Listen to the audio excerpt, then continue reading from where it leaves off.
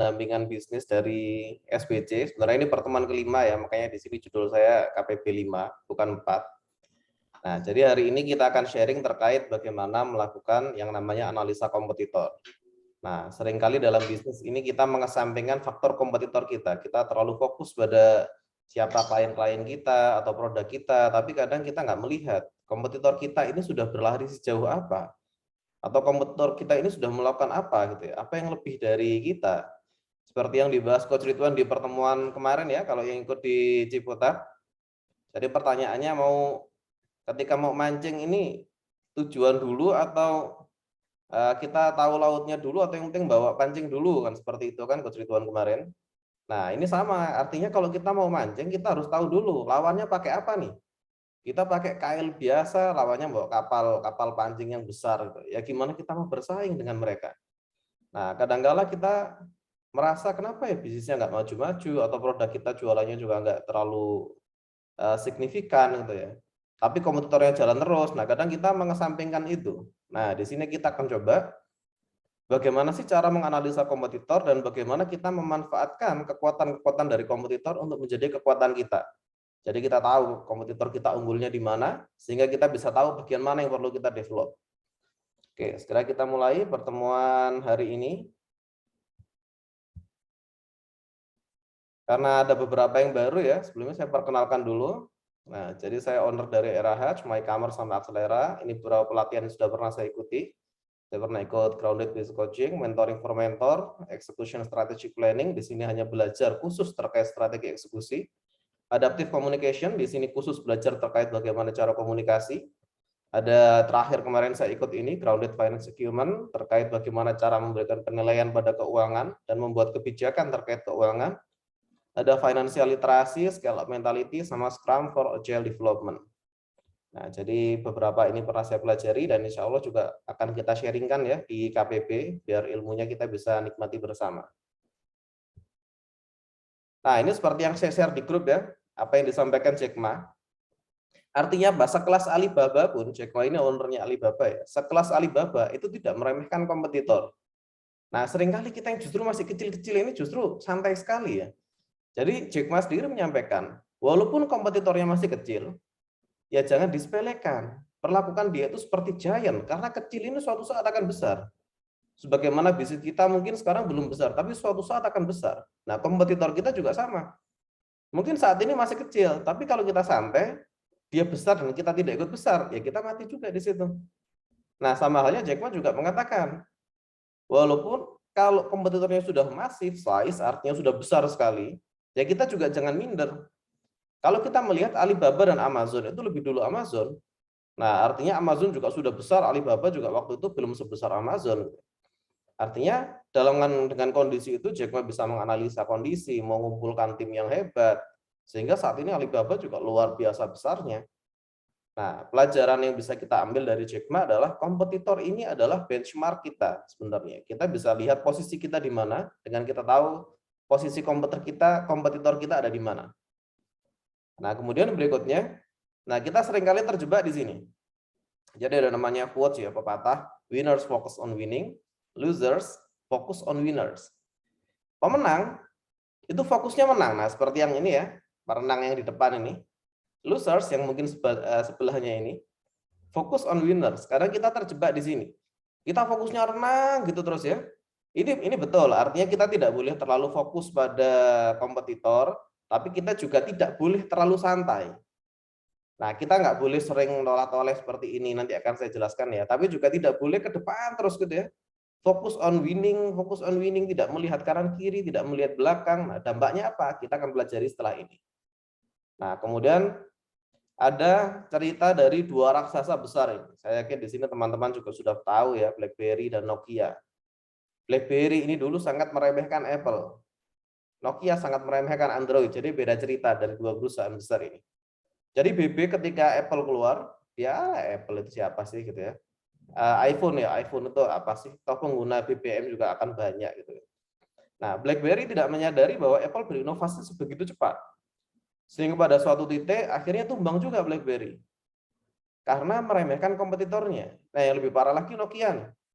Nokia begitu Android keluar, Nokia mengatakan, oh kita nggak butuh Android, kita fokus saja di sistem operasi Symbian. Dan kita fokus saja menciptakan HP. Kalau kita lihat Nokia ini bentuknya aneh-aneh ya. Ini N70, ini keren pada masanya. Ada juga Nokia yang bentuknya kayak kotak lipstik gitu ya. Jadi Nokia ini fokus pada inovasi. Ibaratnya kalau sepatu Nokia ini kayak Nike ya, bentuknya aneh-aneh. Nokia mengabaikan bahwa sudahlah Android itu untuk segmen di bawah kita gitu. Kemudian seperti kita tahu sekarang Nokia sudah hilang ya. Artinya kekuatannya sudah tidak sebesar yang dulu. Karena apa? Keduanya merasa sudah di atas. Seringkali ketika kita sudah di atas, kita nggak melihat kanan kirinya. Kita nggak melihat siapa yang di bawah kita. Kita nggak melihat apa yang lawan kita lakukan untuk melampaui kita gitu ya. Bahkan di akhir pidato terakhirnya di CEO-nya Nokia, dia mengatakan kita tidak melakukan kesalahan apapun gitu ya.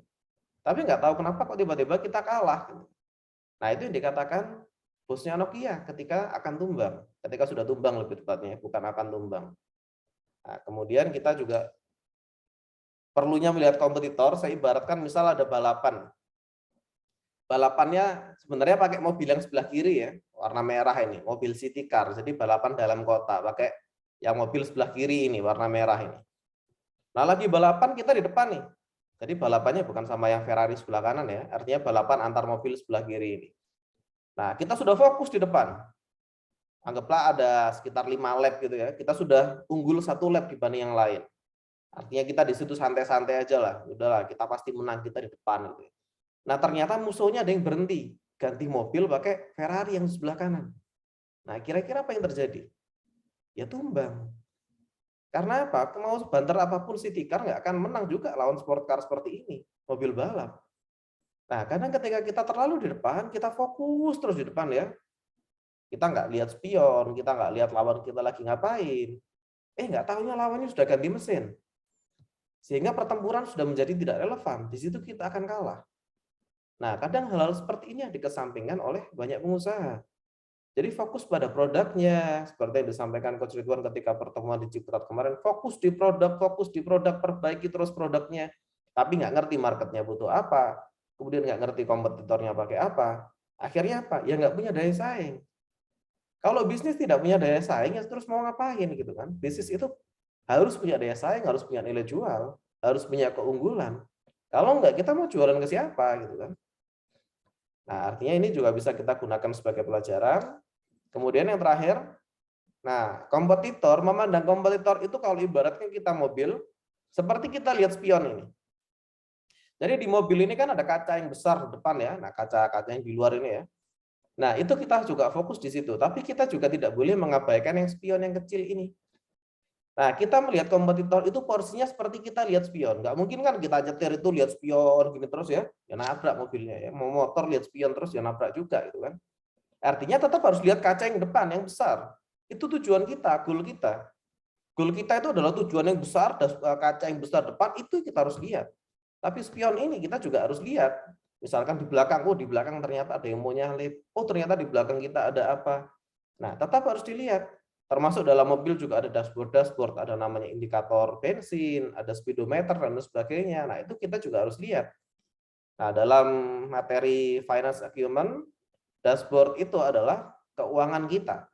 Nah nanti kita akan pelajari di sesi yang lain. Artinya porsi melihat kompetitor itu seperti ini kalau kita analogikan ya, biar kita nggak terlalu terpaku pada kompetitor kita. Ada juga pengusaha yang terlalu takut. Dikit-dikit lihat lawannya, lawan kita inovasinya apa ya, lihat kanannya, kemudian lihat kirinya, lawan kita ini apa ya inovasinya. Nah ada juga yang terlalu takut seperti itu. Ada juga yang terlalu berani, sampai tidak melihat kanan kiri sama sekali. Maju terus gitu ya, tahu-tahu kesalip sudah. Karena sudah nggak relevan mesinnya dia. Ada yang maju terus tapi nggak lihat dashboard ya, tiba-tiba sudah kehabisan duit, bisnisnya nggak bisa jalan. Nah, jadi ini adalah analogi-analogi terkait mengapa kita ini perlu untuk melihat kompetitor kita sudah berada di posisi mana. Nah, berikutnya, sebelum kita menganalisa kompetitor, kita harus paham dulu namanya segmentasi.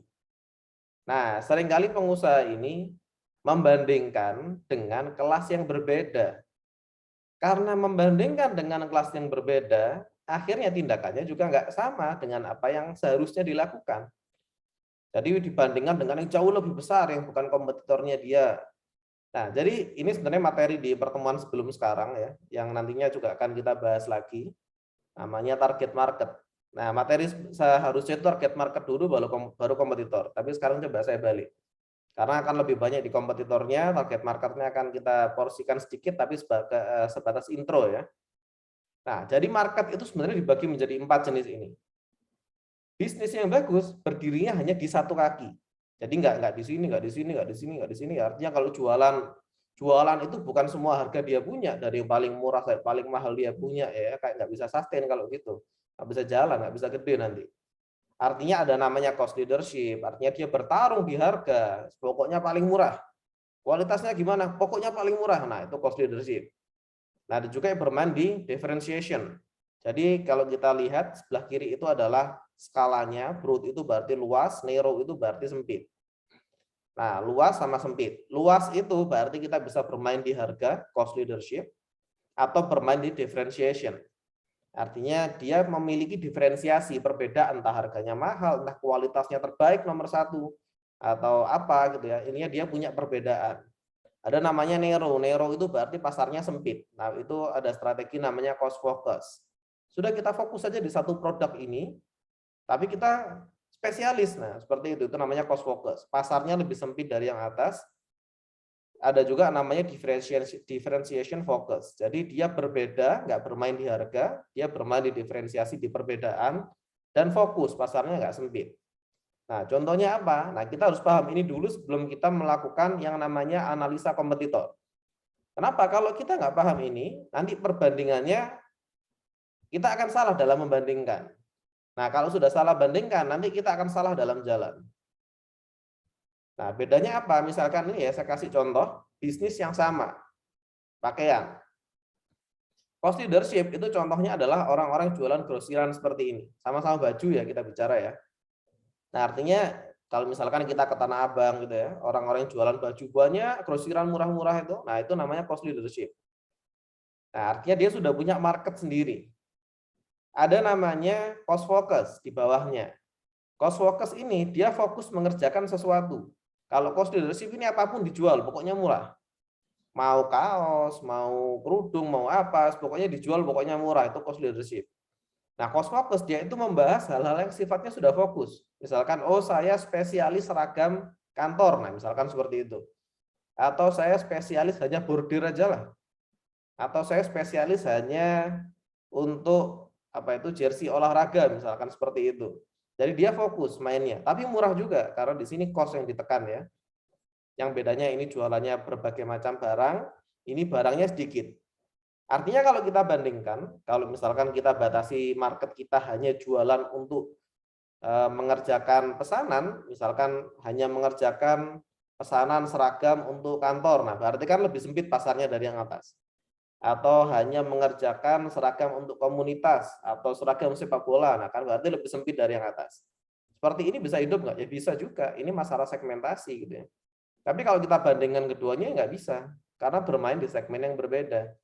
Ada namanya differentiation. Contohnya ini ya, Supreme. Jadi apapun ditempel ini jadi mahal gitu ya. Oreo aja ada Supreme jadi mahal gitu, jadi nggak masuk akal bagi saya harganya. Tapi laku. Nah, artinya ada juga yang dia jualan kaosnya sama, polosan, tapi dia ditempeli brand ini menjadi mahal. Nah, kita nggak bisa tiru cara mainnya orang yang di sebelah kanan dengan di sebelah kiri. Sebenarnya dua ini tidak bersaing juga karena apa? Marketnya nggak sama. Kalau kita asal niru, dia ditempeli sablon kemudian laku. Nah, kita dengan barang yang sama juga di sablon gitu juga belum tentu laku juga ya. Artinya ini cara mainnya nggak sama dua-duanya. Ada namanya differentiation focus. Sama seperti yang fokus yang di bawah. Dia hanya bermain di jas tapi premium. Nah, misalkan seperti itu. Jualannya hanya jas, misalkan kayak Louis Vuitton. Louis Vuitton yang ori itu mahal banget ya. Lalu ada juga namanya Versace, dasi misalkan ya. Dasi kayak gini, kalau mereknya Versace itu bisa 1 juta harganya atau lebih ya. Padahal kalau kita beli yang murah-murah 100.000 udah dapat ya, atau di bawah 100.000 udah dapat. Nah, jadi dia bermain di differentiation, hanya jualan sesuatu yang spesifik sekali dengan segmen pasar yang juga spesifik sekali.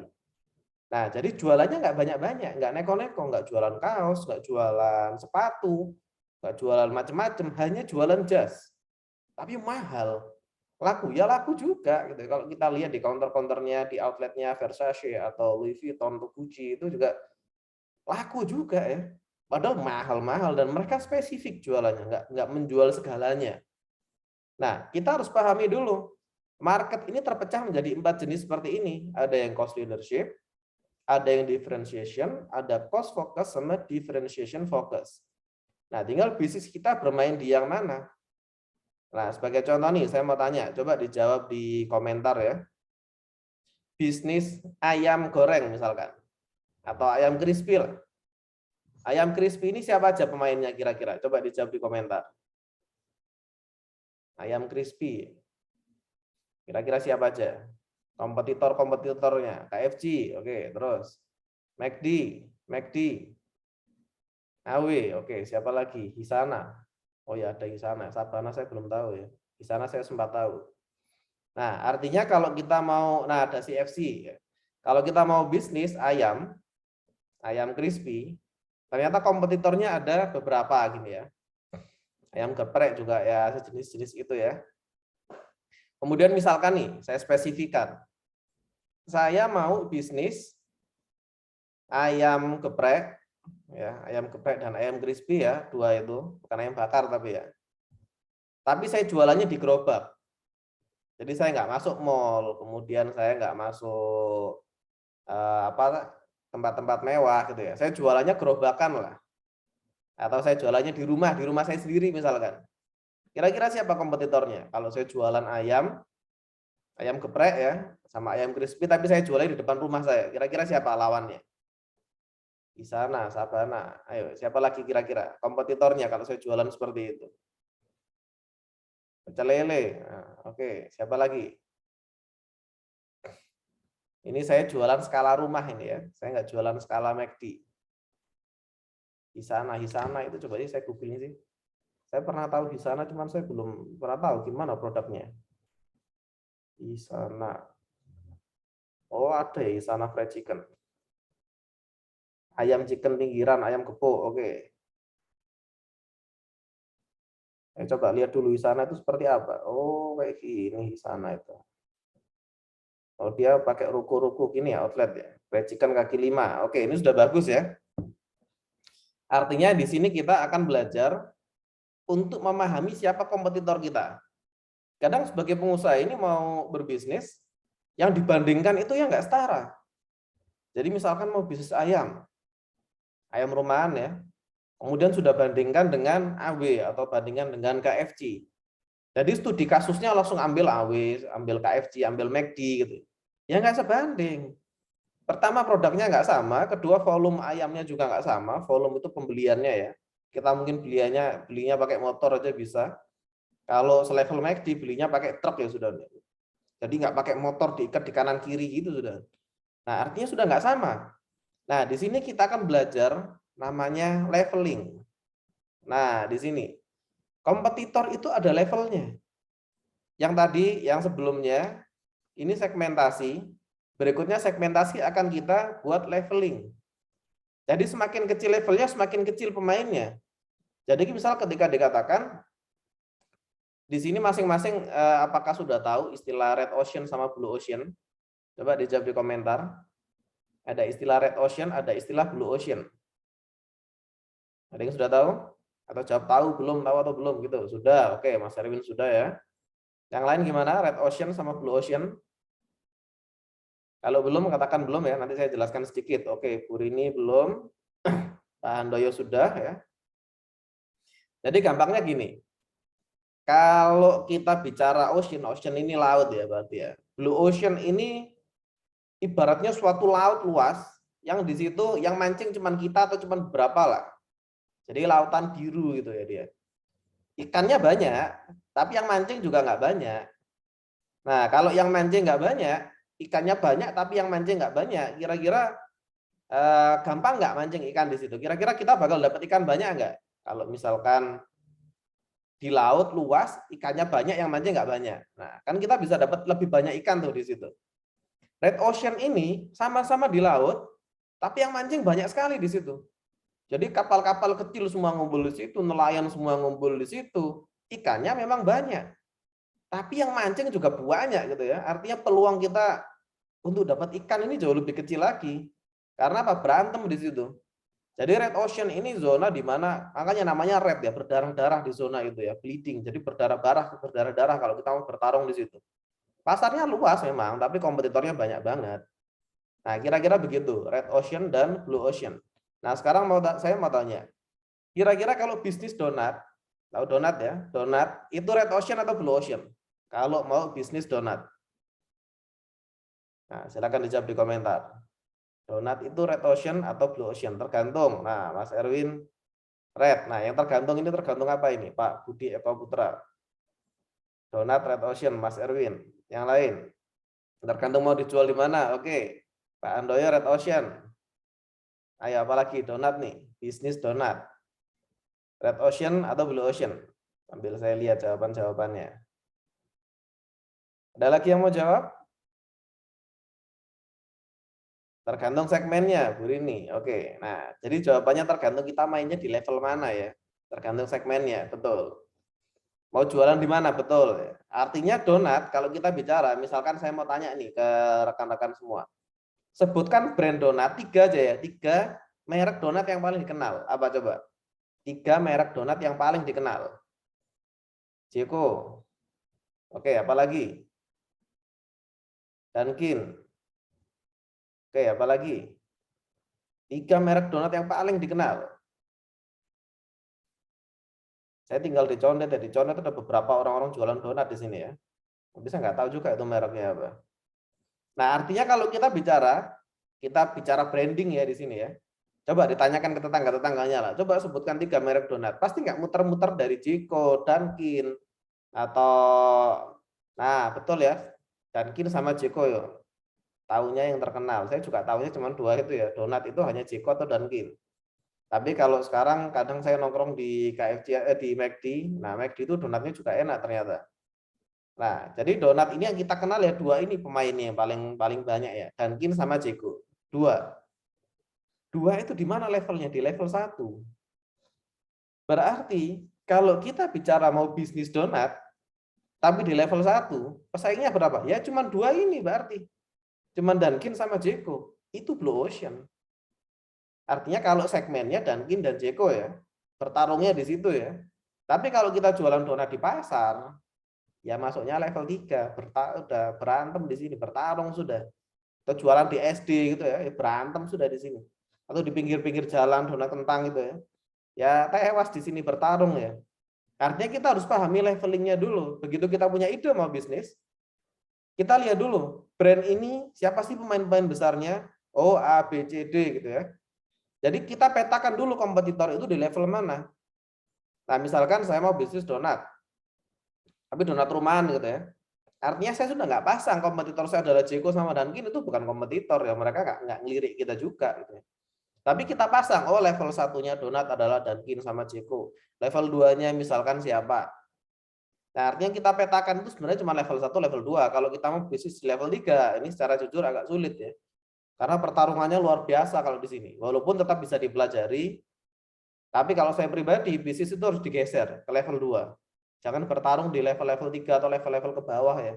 Itu sudah red ocean di situ. Nah, jadi nanti kita akan ada pertemuan namanya Blue Ocean Strategi. Gimana caranya jualan kita, walaupun mungkin di level UMKM, kita bisa bersaing masuk ke minimal level 2. Kalau nggak bisa level 1, minimal level 2. Nah, mainnya di situ. Biar apa? Pertarungannya nggak mematikan yang di bawah. Nah, itu akan ada materi sendiri untuk Blue Ocean Strategi. Dan itu secara jujur tidak mudah, tapi juga tidak sesulit, bukan tidak mungkin ya. Mungkin tapi tidak mudah. Tapi bisa kalau kita tahu caranya. Nah, artinya sebelum menganalisa kompetitor, sebelum kita memetakan satu-satu, kelompokkan dulu jadi leveling dulu. Level 1-nya siapa, level 2-nya siapa, baru dianalisa detailnya. Apa sih kekuatannya dia? Apa sih kekurangannya dia? Apa sih komparasi kita dibanding dia? Nah, nentukannya di sini. Termasuk misalkan bisnis ayam. Apakah ayam goreng itu red ocean? Ya sekarang kalau misal kita tanya, siapa sih brand-brand ayam goreng yang terkenal? Kan sebenarnya cuma ada 3 kalau yang kita kenal ya. McD, KFC sama AW, cuma 3 itu aja. Di tier satunya, level satunya. Level 2-nya siapa? Ada seperti siapa? Ricis, kemudian siapa? Geprek yang terkenal itu. Berarti level satunya nggak banyak juga pemainnya. Nah, kalau kita mau bertarung di level 1 ya tidak banyak pemainnya, nggak banyak kompetitornya. Tapi kalau kita mau jualan ayam di pasar, pinggir jalan ya tewas, berantem sama yang lain-lain di sini ya.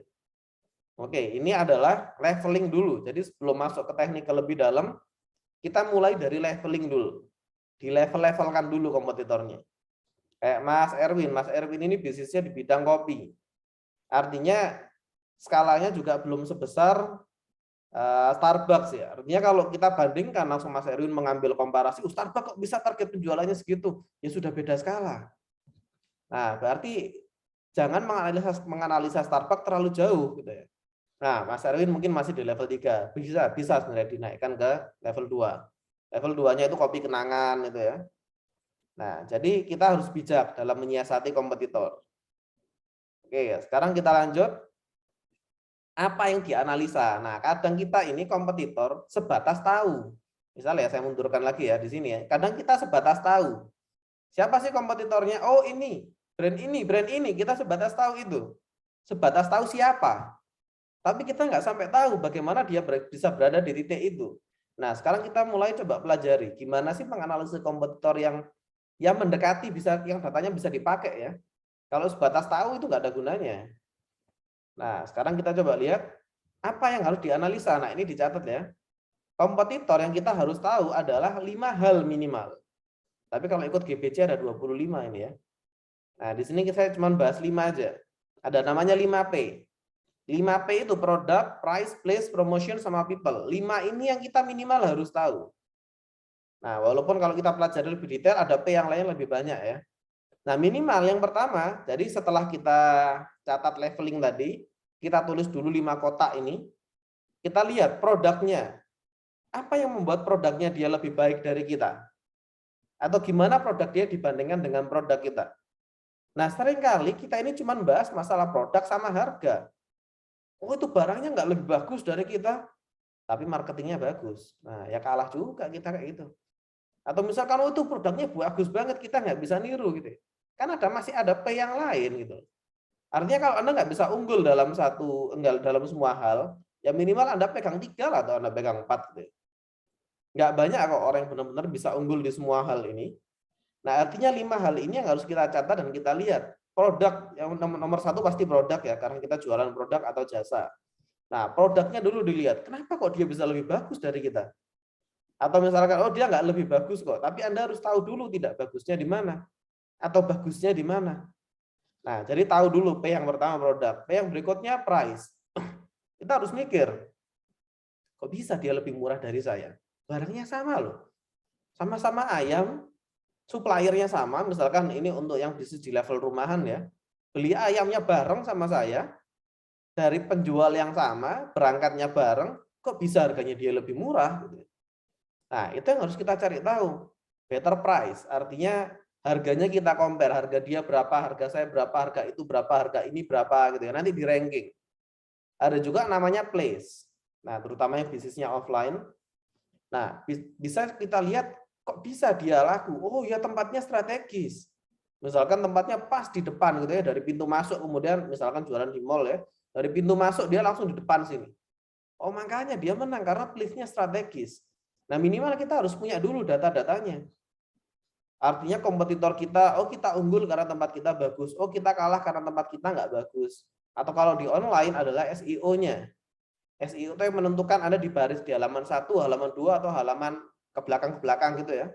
Atau di urutan 1 atau di urutan 2 itu namanya place kalau di internet ya. Better place. Itu beda dengan promotion. SEO itu beda dengan promotion. Promotion itu strategi, SEO itu sudah matangnya. Nah, jadi kita lihat place-nya seperti apa. Kemudian ada, nah ini aspek yang paling banyak dikesampingkan, people. People ini penting. Jadi dalam 5 pilar bisnis, people itu namanya SDM. SDM ini penting. Seringkali kita nggak lihat ini. Nah, kadang produk itu bisa bagus karena yang people-nya ini yang ahli. Ibarat ayam tadi ya, sama-sama bisnis ayam. beli di tempat yang sama, berangkatnya bareng, pulangnya bareng, bedanya dia lebih enak masaknya. Rasanya lebih enak karena apa? Ternyata people-nya nggak sama. Oh, dia misalkan mantan chef di hotel bintang 5 gitu ya, dia ngerti bagaimana membuat masakan rasa bintang 5 harga kaki 5 gitu ya. Jangan kebalik ya. Rasanya kaki 5 harganya bintang 5 ya. Nah, jadi people ini kita harus analisa, kita harus punya list. Dia kok bisa bagus kayak gitu? Siapa sih orang-orang di baliknya? Siapa sih tim marketingnya? Siapa sih tim produksinya? Nah, kita harus lihat itu juga. Nah, yang terakhir namanya promotion. Jadi dalam rumus penjualan, nah penjualan itu kan sales ya, S itu sama dengan value dikali communication. Value itu dibagi dua, itu sudah kita bahas di pertemuan yang lalu ya. Value itu ada namanya nilai fungsional sama nilai emosional. Nah, selain itu kalau kita bicara sales berarti ada namanya kan V, value dikali C, communication. Communication itu ya promotion ini. Sebagus apapun produk, kalau nggak dikomunikasikan ya orang nggak tahu. Kalau orang nggak tahu ya orang nggak beli. Kalau kita bicara funneling kan harus tahu dulu kan, tahu, datang, beli. Tahu aja nggak gimana mau beli. Tahu aja nggak gimana mau datang, datang aja nggak gimana mau beli. Nah, gampangnya seperti itu. Artinya kita lihat gimana strategi promosinya dia kok bisa terkenal, kok bisa melejit sebesar itu. Nah, jadi 5 ini harus kita combine, kita harus punya Excel-nya gampang ya. Kita punya kotak-kotaknya. Produknya kita dibanding dia seperti apa, dibuat dua sisi gini ya. Ini kompetitor, ini saya. Kompetitor punya, ini saya nggak punya. Kompetitor nggak punya, saya punya. Kompetitor punya, saya punya, tapi dia lebih detail. Kompetitor punya, saya punya, tapi saya lebih unggul. Nah, itu dibuat pemetaannya. Kalau nggak gitu, kita nggak tahu mana yang harus diperbaiki. Kompetitor itu memang lawan, tapi gunakan dia sebagai kawan berpikir. Kadang kita stuck, kita mau inovasi apa lagi ya? Lihat aja lawannya inovasi apa. Tinggal kita lihat, bisa nggak kita inovasi seperti itu? Kompetitor itu dibutuhkan untuk buat bisnis kita berkembang. Justru perusahaan bisnis yang tidak ada kompetitornya, kita harus waspada. Karena kalau tidak ada kompetitornya, berarti nggak ada permintaannya. Nah, kan seperti itu. Nah, bagaimana dengan bisnis yang kompetitornya banyak? Ya bagus berarti. Berarti kan permintaannya banyak. Tinggal kita mau bermain di level yang mana? Kita mau bertarung di level yang mana kan? Nah, jadi dalam menganalisa, pertama tadi dikasih level, di leveling, per masing-masing level masukkan kompetitor A, B, C, D seperti ini. Setelah itu masukkan 5 kotak lagi. Produknya seperti apa dibanding kita, price-nya seperti apa dibanding kita, place-nya seperti apa juga dibanding kita, people-nya dan promotion-nya seperti apa kalau dibandingkan dengan kita. Nah, 5P ini jangan dilupakan dalam menganalisa. Artinya kita sudah harus naik level nih, bukan sebatas tahu. Oh, yang jualan ayam siapa? Oh, bapak itu jualan ayam juga. Oh, si orang itu jualan ayam. Oh, orang ini jualan ayam. Enggak sebatas itu. Kita harus tahu seperti apa yang dia jual. Oke, kita lanjut lagi. Dengan mendetailkan dari per masing-masing 5P-nya lagi. Jadi dari 5P yang per masing-masing itemnya dibagi jadi 4 lagi seperti ini modelnya. Oh, jadi banyak berarti ya. Ya memang begitulah analisa kompetitor. Kalau nggak gitu, kita cuma pakai asumsi nanti. Kayaknya ayam kita lebih enak dari dia. Wah, kayaknya enggak bisa pakai kayaknya ya. Nah, di sini kita akan pelajari ada namanya analisa SWOT, strength, weakness, opportunity sama threat, ancaman. Jadi strength sama weakness ini adalah faktor eksternal, opportunity sama threat itu faktor internal kita. Jadi misal kita coba analisa satu hal ya, produk misalkan. Nah, produknya ini misalkan isinya sama-sama ayam nih ya, ayam geprek gitu ya. Strength-nya kita lihat dulu, apa sih yang membuat ayamnya dia ini bisa enak sekali gitu ya. Terus kita ketemukan strength-nya dia. Oh, strength-nya dia, kekuatannya dari produk ayamnya dia adalah ayamnya dia ini ayam-ayam memang berkualitas. Kemudian chef-nya juga jago dari people-nya ya. Kemudian dari aspek yang lain, oh dia lebih unggul di sini, lebih unggul di situ, oh dia lebih higienis. Ayamnya dia baru beli langsung dimasak, saya masuk kulkas dulu misalkan seperti itu. Nah, jadi dicari strength-nya dulu apa, kemudian weakness-nya. Kita cari. Sebentar, dia kan sudah unggul sekali. Apa kira-kira yang membuat dia lemah ya? Yang dia nggak punya gitu misalkan ya. Oh misalkan, oh dia belum punya sertifikasi halal. Nah, saya sudah punya. Nah, misalkan seperti itu. Atau misalkan kita lihat, oh dia menyasar di segmen yang atas, saya di segmen yang bawahnya dikit gitu ya misalkan. Itu weakness-nya dia. Atau misalkan kita cari apa lagi nih. Jadi Strength sama weakness ini hampir pasti ada. Nggak ada bisnis yang tidak punya weakness. Tidak ada bisnis yang tidak punya strength juga ya. Pasti ada masing-masing ini. Itu yang kita petakan. Setelah itu kita compare dengan kita. Apa yang kita punya? Ini kan eksternal, ini internal resources. Opportunity, apa peluang yang bisa membuat kita unggul dari strength-nya dia? Misalkan strength-nya dia di bisnis ayam tadi, oh dia chef-nya luar biasa, chef-nya pinter. Kita lihat, apa nih opportunity yang bisa kita ambil ya? Kita pikir, setelah dipikir, oh iya Pak Deku ternyata juga ini chef dulunya ya. Nah, berarti saya bisa nih belajar ke Pak D. Nah, misalkan seperti itu. Itu opportunity yang bisa kita ambil. Atau misalkan, oh dia ini kelebihannya adalah dia tepungnya ini di custom. Nah, dia bukan tepung yang dari tepung biasa langsung dimasak ya, tepungnya dia dikasih adonan khusus sehingga ayamnya bisa lebih crispy lebih lama dan rasanya lebih enak. Kita melihat opportunity-nya. Coba sih saya cari kira-kira apa yang bisa saya saingi atau saya ambil dari situ ya. Kalau kita coba googling, oh ternyata seperti ini. Kita tahu caranya. Nah, itu opportunities. Atau kita kenal orang-orang yang bisa membuat seperti itu. Nah, opportunity ini kita cari. Jadi opportunity itu peluang. Peluang itu tidak ditunggu. Peluang itu diciptakan. Termasuk threat, ancamannya apa?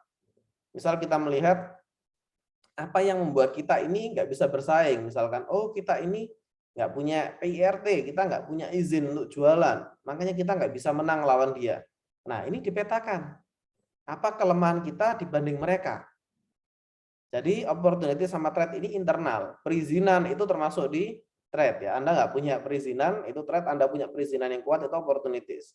Anda punya tim yang handal, itu opportunities. Kalau tim Anda dalam tanda kutip lemot gitu ya, nah itu berarti itu ancaman untuk Anda.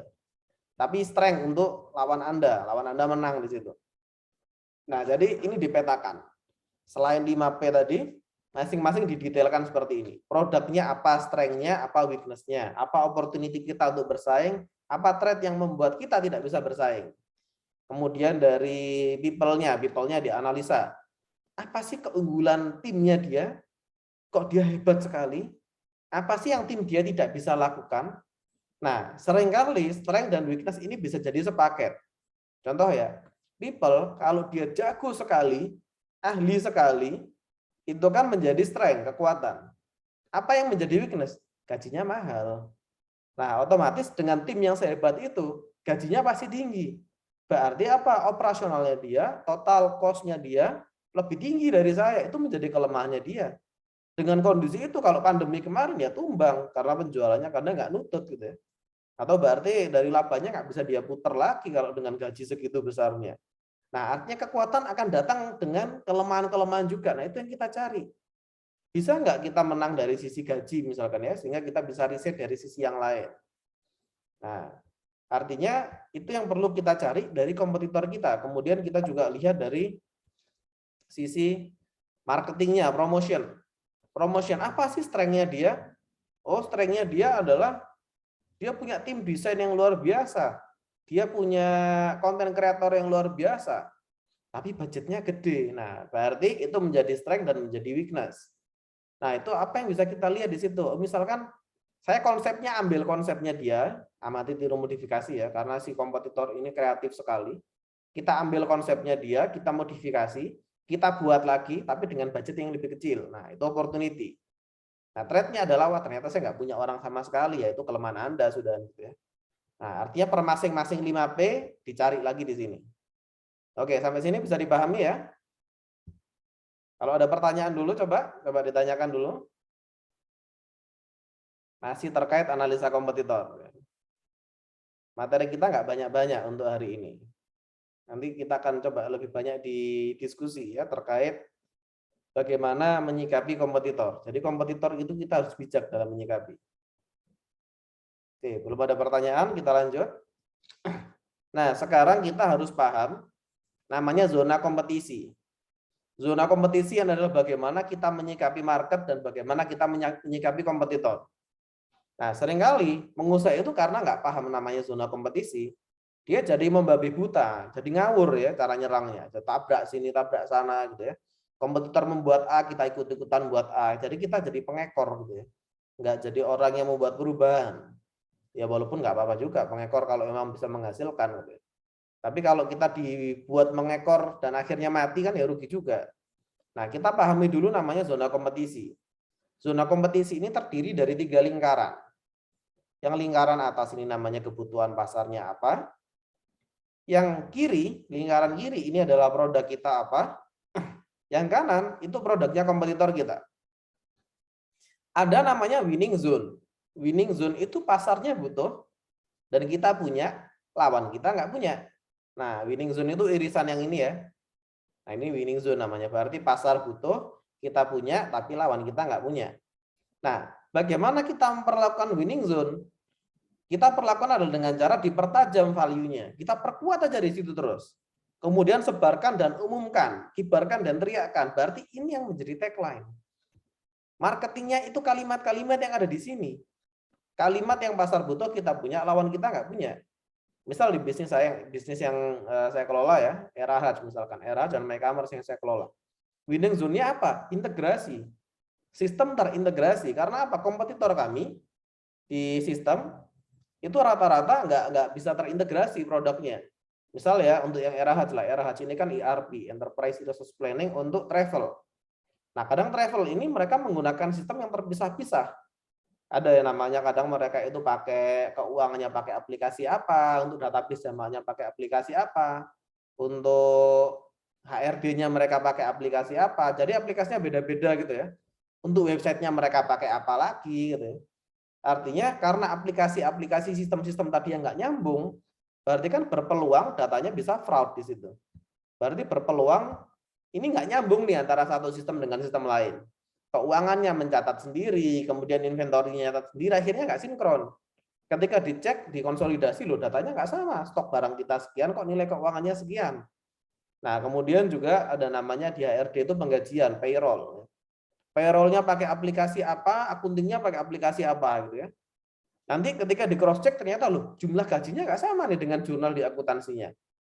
Nah, artinya ada masalah seperti itu di market, di kebutuhan pasar. Nah, kemudian kami coba gabungkan itu semua. Kami bangun sistem yang satu sama lain saling terhubung. Jadilah suatu sistem yang terintegrasi. Nah, itu namanya winning zone. Kenapa? Karena kompetitornya nggak diintegrasikan atau mereka belum sampai di ranah mengintegrasikan. Karena nggak gampang ya mengintegrasikan hal yang besar-besar seperti itu.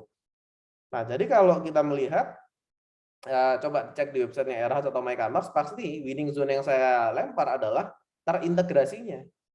Daripada misalkan Bapak pakai sistem banyak, misalkan kalau saya prospek klien ya, daripada Bapak pakai sistem banyak ini, belum nanti kalau nggak nyambung, belum lagi biayanya pasti lebih mahal.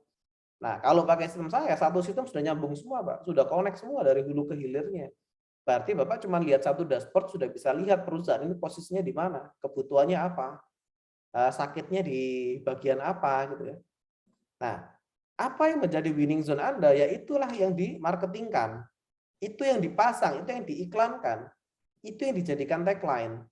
Makanya Erahaj dalam e-commerce tagline-nya adalah sistem terintegrasi. Yang terkuat di situ sistem terintegrasi, cukup satu sistem atau satu sistem berbagai solusi. Nah, itu yang saya pakai. Karena apa? Winning zone-nya di situ. Nah, ada namanya risk zone, zona yang beresiko. Zona yang beresiko ini apa? Pasar butuh, kita punya, lawan kita juga punya. Nah, bagaimana menyikapi kondisi yang seperti itu? Ya, kita perkuat namanya competing factor atau kuasai business understanding. Apa itu competing factor? Competing factor itu esensi dari bisnis Anda itu apa gitu ya. Misalkan nih, makanan jajan pasar ya, jajan pasar. Misalkan apa ya? Jajan pasar anggaplah klepon atau klepon ya. Nah, klepon ini kan makanan yang ya namanya jajanan pasar gitu ya. Klepon ini pasar butuh, artinya orang-orang itu kadang butuh makan klepon, bukan butuh makan klepon ya. Mereka lagi pengen makan klepon, berarti ada demand-nya. Kita jualan klepon, lawan kita juga jualan klepon gitu ya. Berarti sama nih. Berarti kita akan fokuskan pada competing faktornya, esensi dari bisnis itu apa. Nah, klepon ini apa sih yang dicari orang-orang? Kan isinya seringkali, yang di luarnya ya, di luarnya kelapanya itu, sama isinya. Kadang kita makan klepon itu kayak makan tepung ya, tepung yang kayak kanji gitu ya. Ada kelapanya, nggak ada gulanya di dalam. Nah, artinya esensi dari klepon adalah kelapa dan gula di dalamnya. Kadang kita ini karena mau menghemat berbagai sisi, kelapanya sedikit, hijaunya juga nggak alami, gulanya juga sedikit gitu. Akhirnya apa? Produk kita menjadi nggak kompetitif dibanding yang lain, karena yang lain menekankan esensi klepon itu apa? Klepon itu esensinya ya tadi kelapanya sama yang gula di dalamnya itu. Terus kemudian klepon ini, apalagi misal kita jualannya di ini ya, jualan di misalkan di tempat-tempat yang tujuannya untuk mobile, entah di stasiun, untuk oleh-oleh atau apa gitu ya. Berarti esensi makanan yang bisa dijual di tempat-tempat yang mobile, misalkan di stasiun, di bandara, atau di terminal, itu tempat yang tujuannya kita mobile ya. Berarti makanan itu harus bisa dimakan dengan kondisi kita jalan. Jangan untuk makan itu repot banget, harus buka ini, harus ya siapin macam-macam gitu ya. Intinya kita beli itu untuk dimakan di jalan. Ternyata nggak bisa dimakan di jalan. Misalkan jualan pop mie, tapi nggak dikasih air, ya nggak bisa dimakan di jalan. Makanya nanti di rumah. Nah, akhirnya esensinya nggak masuk. Jadi esensi dari jualan pop mie di terminal, di mana-mana tempat-tempat yang tujuannya mobile, ya sediakan juga air panasnya. Bukan jualan pop mie tapi nggak ada air panasnya. Gimana cara kita makan? Ya masa garingan kan nggak mungkin juga kan. Nah, itu namanya esensi. Competing factor itu esensi dari bisnis kita apa? Apa yang paling utama dari bisnis kita itu yang di deliver, itu yang diperbaiki. Sehingga pasar butuh kita punya, lawan punya, tapi kita punya nilai lebih. Kleponnya tadi misalkan gulanya bisa banyak, jadi dimakan itu bisa enak gitu ya. Kemudian kleponnya nggak gampang bocor gitu ya. Ada klepon yang gampang bocor ya. Jadi belum dimakan gulanya udah keluar gitu ya. Nah, jadi apa yang menjadi esensi bisnis Anda? Temukan, asah terus di situ. Perkuat di situ. Akan menjadi namanya competing factor. Competing factor itu ada 25 sebenarnya, tapi kita bahas di sesi lain. Kita akan bahas di sesi namanya product development strategi. Jadi product development strategi itu bagaimana kita menyiasati yang di risk zone ini. Zona yang beresiko, lawan punya, kita punya, pasar butuh. Apa bedanya kita dengan lawan? Nah, jadi seperti itu. Ada namanya losing zone. Losing zone ini adalah zona di mana pasar butuh, kompetitor punya, tapi kita nggak punya. Nah, gimana kita menyikapi losing zone? Solusinya dua, perbaiki atau lupakan, atau pinter-pinteran bikin alasan. Nah, contohnya gimana? Misalkan seperti ini. Studi kasus di bisnis saya di Erahat ya. Erahat ini kan sistem yang fokusnya di manajemen. Jadi fokusnya Erahat ini adalah bagaimana manajemen perusahaan itu bisa rapi. Keuangannya rapi, inventorinya rapi, HRD-nya rapi, administrasinya rapi, ya semua standar ISO 9001 lah. Itu acuannya di Erahat. Ternyata saya punya kompetitor yang dia menggarap sesuatu yang tidak saya garap, tapi pasar butuh. Jadi saya tidak mengerjakan aplikasi untuk jamaah. Jadi Erahat ini segmennya travel umroh dan haji. ERP sistem untuk umroh dan haji, untuk travel. Nah, saya fokus pada perusahaan. Kompetitor saya mengerjakan suatu market yang dia fokus pada jamaah. Sama, segmennya sama-sama travel umroh haji. Tapi dia berfokus pada jamaah. Dia bikin aplikasi doa, aplikasi tawaf untuk tawaf, menghitung tawaf gitu ya. Kemudian dia bikin aplikasi transmitter. Dia bikin intinya aplikasi untuk jamaahnya. Bukan untuk travelnya. Untuk travelnya cuma sedikit, tapi untuk jamaahnya banyak. Nah, itu dia tawarin tuh ke klien-klien Erahat juga ya. Jadi dia nawarin ke klien saya gitu ya. Untuk pindah, untuk pivot gitu. Dari situ klien saya tanya kan, Mas Erahat bisa nggak sih di aplikasi mobilnya dikasih aplikasi doa-doa atau dikasih aplikasi untuk menghitung tawaf atau untuk location tracking gitu kan. Kalau di situ saya jawab, oh kita nggak bisa Pak seperti itu, ya saya kalah di situ. Berarti apa? Oh kita nggak lengkap dong, nggak lebih lengkap dari mereka berarti. Padahal tagline saya adalah sistem terlengkap nomor 1. Tapi ternyata saya nggak punya tuh aplikasi yang kayak gitu, karena saya fokus di manajemen. Nah, ketika kita memang belum kerjakan itu, jawabannya jangan, oh kita belum develop Pak, atau kita nggak bisa kerjakan itu, atau kita tidak punya itu. Gitu ya. Nah, jawaban yang saya pakai dan saya latih ke tim adalah, oh kita memang belum berfokus ke sana. Nah, karena apa? Erahat ini fokusnya adalah pada perbaikan manajemen, belum ke perbaikan sisi end user. Nah, sekarang misalkan Bapak dari jamaahnya banyak, tapi manajemennya kacau misalkan ya. Jamaahnya ada 1000, tapi keuangannya berantakan, HR-nya timnya kita nggak ngerti mau ngapain, lalu kemudian administrasinya berantakan. Kira-kira jamaah 1000 ini akan senang atau akan kecewa? Nah, bisa jadi mereka akan kecewa. Kalaupun senang, kira-kira Bapak kerugiannya atau keuntungannya bisa tercatat nggak? Bisa jadi ada loss di situ. Nah, artinya RH ini berusaha bagaimana perusahaan itu sehat dulu dari dalam. Nah, bagaimana di internalnya dia bisa kuat, kemudian Bapak keuangannya rapi, administrasinya rapi, sehingga kalau semuanya sudah kuat, semua sudah rapi, jualan itu mudah. Bahkan Bapak nggak jualan, orang akan datang. Karena apa? Manajemennya semua sudah rapi. Dari hulu ke hilir sudah terhandle semua gitu loh. Berarti sudah fokus marketing aja, fokus cari jamaah aja. Sudah nggak usah fokus mikir administrasi dan lain-lain, karena semua sudah tersistem. Nah, kalau internalnya sudah kuat, Bapak mau jualan, pasti pede. Nah, contohnya itu yang saya jual ya. Berarti kita tidak mengatakan, oh kita memang belum punya itu Pak, kita belum bisa develop itu. Wah ya konyol kalau jawabannya kayak gitu. Kalau jawabannya kayak gitu ya berarti kalah akhirnya kan. Kita akan dianggap kalah dari sisi sesuatu yang kita belum punya. Tapi kalau kita berfokus pada value yang kita perkuat, karena value saya adalah di manajemen, ERP itu manajemen ya, ya sudah itu yang diperkuat di winning zone-nya ini. Bahwa oh kita mau handle ini dari hulu ke hilir. Jadi kita cari alasan bahwa apa yang kita nggak punya itu bukan sesuatu yang berarti gitu. Kita punya sesuatu yang lebih berarti daripada apa yang mereka jual tanpa harus menjatuhkan tentunya ya. Nah, jadi menyikapi losing zone seperti itu atau Anda perbaiki atau lupakan ya. Oh sudah kita nggak usah develop ini, kita nggak usah pakai itu. Atau oh ini akan kita perbaiki tapi di kemudian hari. Yang penting adalah punya alasan yang excellence dulu. Cari alasan yang tidak membuat Anda kalah. Yang tidak membuat produk Anda di belakang produk kompetitor Anda. Nah, ada yang terakhir namanya dump zone. Dump zone ini pasarnya tidak butuh, tapi kita buat dan kompetitor kita buat juga.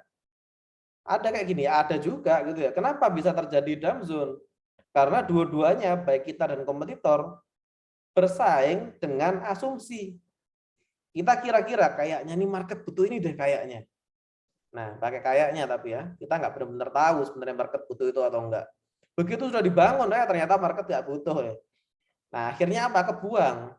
Kadang kompetitor juga mengekor ke kita. Ke kompetitor lihat, oh kayaknya dia bikin itu, akhirnya saya bikin juga ah. Ternyata market nggak butuh. Atau sudah tidak relevan dengan kebutuhan. Dulu butuh memang, dulu gitu ya. Tapi sekarang sudah nggak butuh lagi. Nah, itu namanya dump zone. Marketnya dulu ada, sekarang sudah tidak ada. Marketnya sudah tidak membutuhkan itu lagi. Nah, sambalnya suatu saat di beberapa tahun ke depan mungkin masker itu juga akan masuk ke dump zone ya.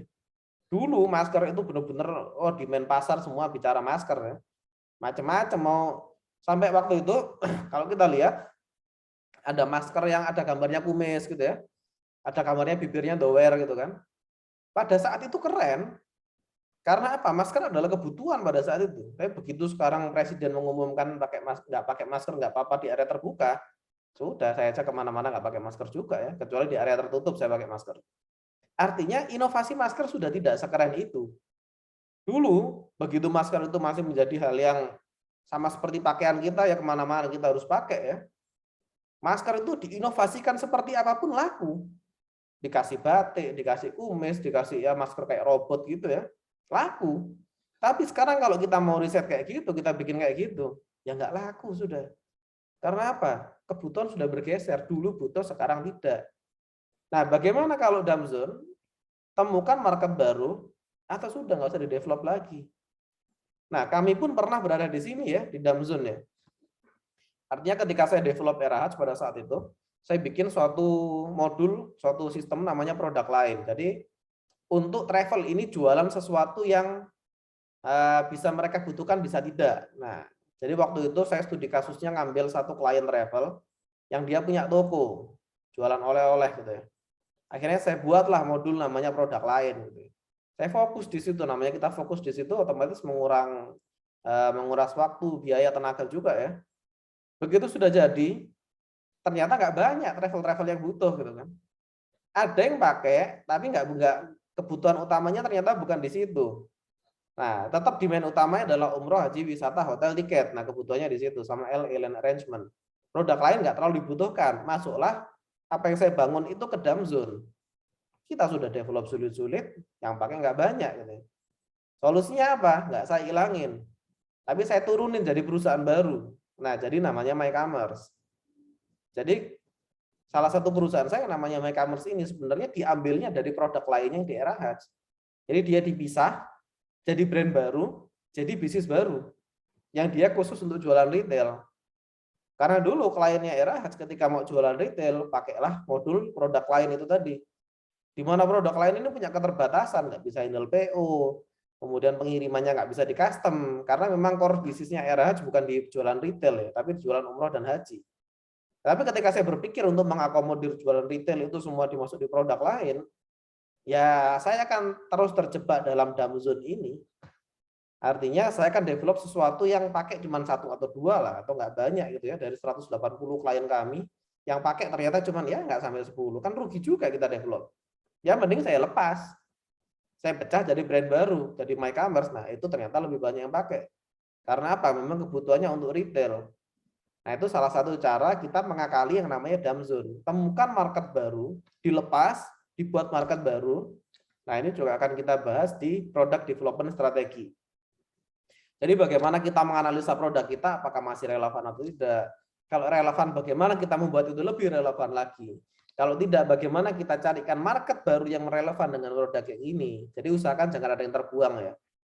Nah, itu terkait menyiasati dump zone. Dan ini adalah namanya zona kompetisi.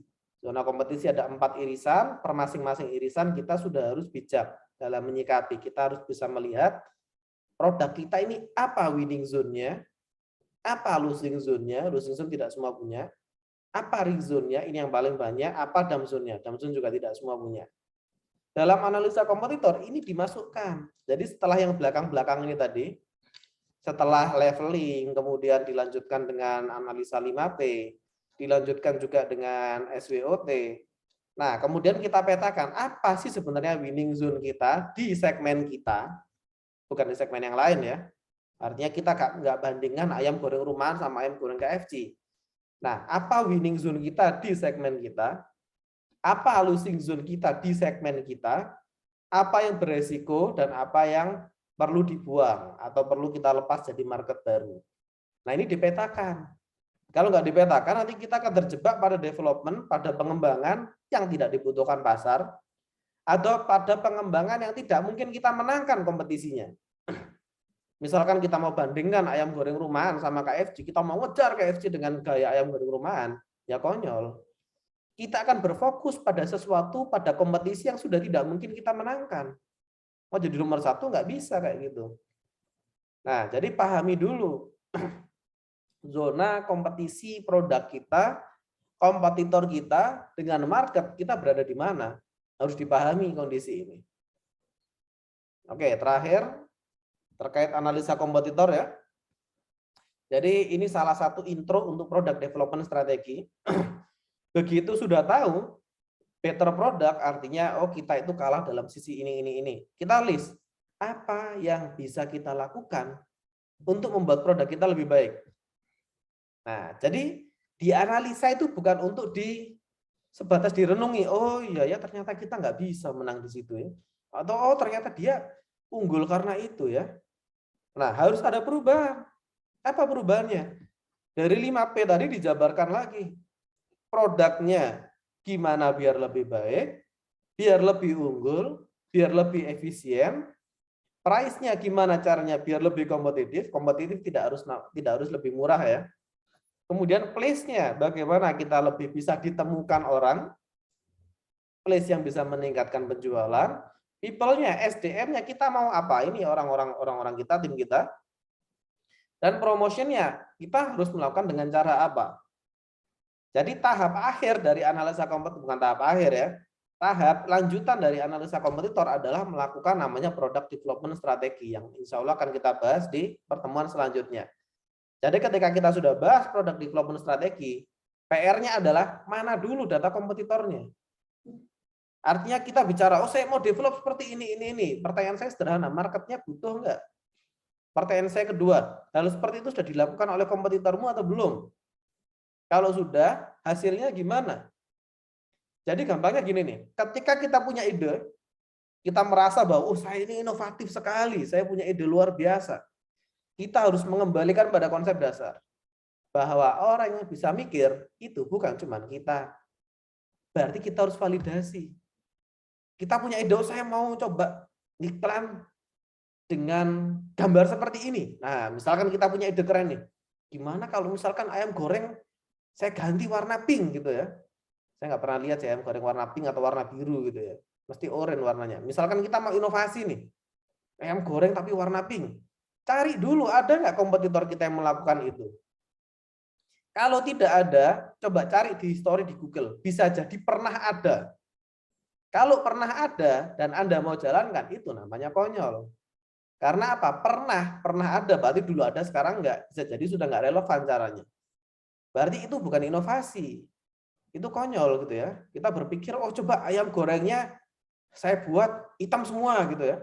Kan sekarang ada tuh burger yang warnanya hitam semua ya. Walaupun saya juga enggak pernah makan gitu ya. Kita inovasi, ayam goreng kan selalu oranye ya. Coba saya buat warnanya hitam. Kayak ayam cemani gitu ya. Nah, misalkan itu bisa jadi suatu inovasi, bisa jadi itu suatu kebodohan. Nah, gimana membedakan inovasi dan kebodohan? Divalidasi dulu. Kita lihat lawan kita sudah pernah melakukan itu atau belum. Nah, kalau sudah pernah dan gagal, ya jangan diulangi. Gampangnya seperti itu. Itu gunanya kompetitor. Untuk belajar, untuk kita belajar. Kemudian price-nya kita lihat. Harganya coba sih saya turunin harga sekian.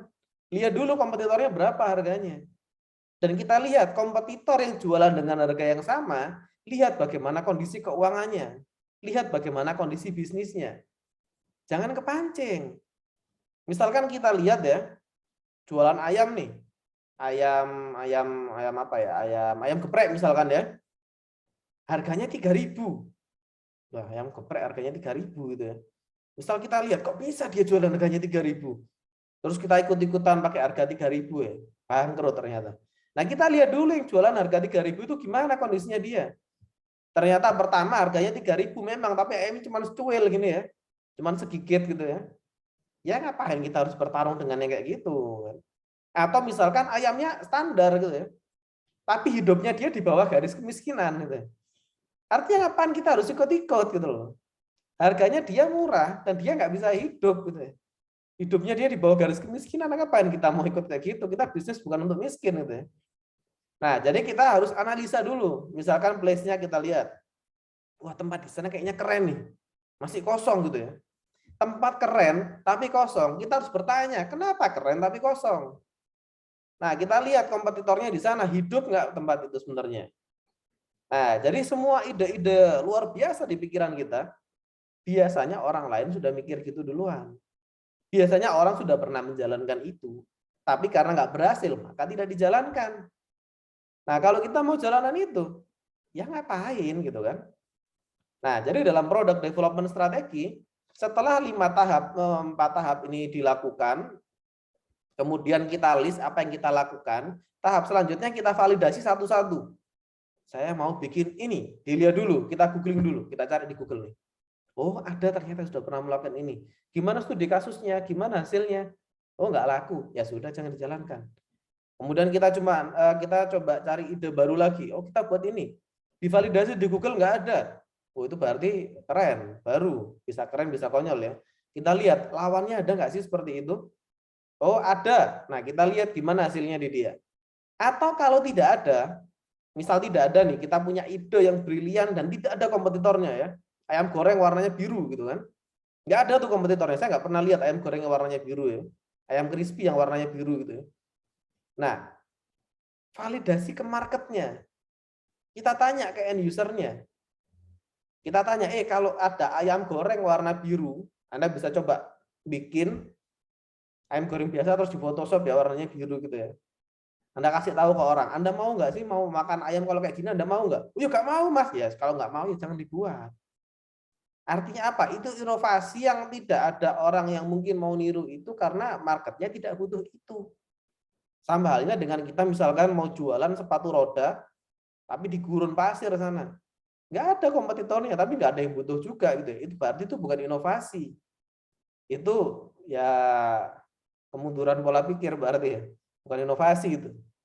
Nah, jadi setelah kita petakan, termasuk better people ya, gimana caranya SDM kita lebih unggul. Di sini solusinya pasti cuma cuma dua ya, training atau replace. Nah, kembangkan atau replace, solusinya kalau SDM cuma dua itu. Training Anda lihat berarti, di lembaga pelatihan mana yang bisa membuat SDM saya unggul? Nah, balik lagi ke validasi. Misalnya gimana nih SDM saya nggak pintar masak, oh kita sekolahin, sekolah di mana? Nah, dicari tempat-tempat yang sesuai dengan budget dan skill yang kita butuhkan. Atau misalkan kita takut nih, oh di training nanti keluar, ya bikin kontrak kerjasama. Atau misalkan di training kelamaan, ya replace. Berarti Anda menghijack, membajak karyawannya kompetitor. Atau Anda membajak orang-orang yang sudah ahli gitu ya. Nah, artinya itu harus dipetakan. SDM itu gini konsepnya. Kita akan coba bahas SDM lebih detail nanti di materi Human Capital Mastery. Gampangnya gini. Tim, kalau saya ibaratkan seperti kereta kuda, nah coba kita bayangkan kereta kuda ya. Kereta kuda ditarik oleh 4 ekor kuda. Sama kudanya, bukan ekornya aja ya. Jadi ditarik sama 4 kuda gitu ya. Kira-kira kecepatannya akan mengikuti kuda yang paling apa nih kira-kira? Jadi ada kereta kuda ditarik sama 4 kuda. Kecepatannya pasti mengikuti kuda yang paling lambat. Bukan kuda yang paling cepat. Kan nggak mungkin nih, 4 kuda ini satunya pincang, yang 3 ini lari, kemudian satu keseret, kan nggak mungkin. Kuda itu walaupun binatang, dia punya empati gitu ya. Dia lihat, waduh teman saya pincang, dia akan ikut lambat juga jalannya. Nah, tim itu seperti itu dalam perusahaan. Jadi kalau Anda punya 4 orang, kecepatan dari perusahaan Anda akan ditentukan oleh orang yang paling lambat di perusahaan itu. Bukan orang yang paling pinter. Karena kalau pinter yang dia mau lari, tapi ada yang lambat satu aja ya, ya sudah, perusahaan Anda akan ikut sama yang lambat ini. Nah, itulah kenapa people ini masuk dalam 5P yang harus dianalisa. Gimana caranya orang-orang kita, SDM kita bisa jadi kuda balap semua. Bukan jadi kuda yang pincang, berarti harus dilatih.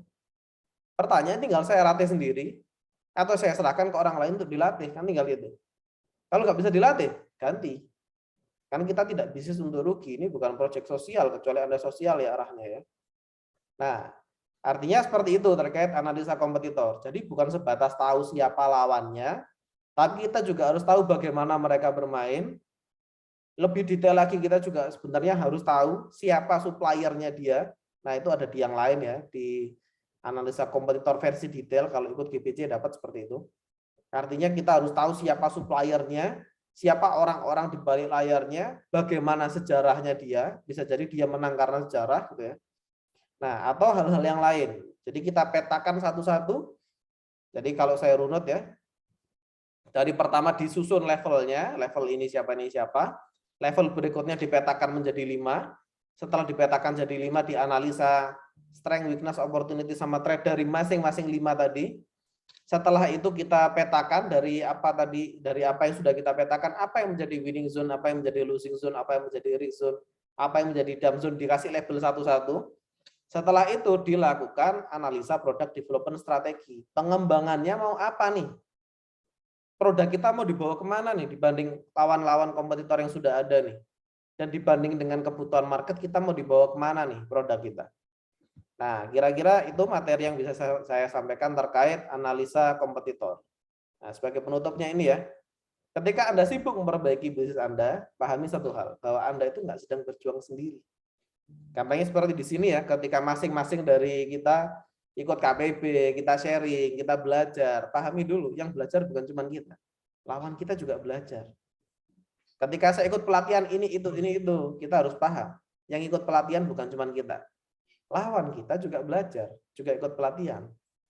Artinya apa? Di sini ketika kita sibuk memperbaiki bisnis kita, jangan pernah berpikir bahwa oh, dengan ini saya akan unggul. Lawan Anda juga ikut kelas yang sama bisa jadi. Atau ikut kelas lain yang lebih baik dari kelas yang kita ikuti. Itulah kenapa kita harus lihat dulu lawan kita sekarang lagi ngapain.